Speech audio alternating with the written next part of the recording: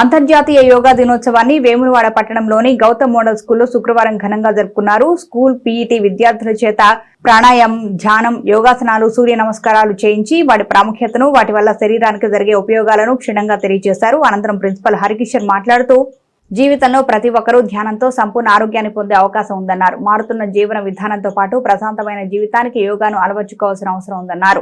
ప్రతి ఒక్కరూ యోగాను అలవర్చుకోవాలని, తద్వారా మంచి ఆరోగ్యాన్ని కాపాడుకోవచ్చన్నారు. ఈ కార్యక్రమంలో పాఠశాల కరెస్పాండెంట్ బూర ఉమా రమేష్, ఉపాధ్యాయులు, విద్యార్థులు తదితరులు పాల్గొన్నారు.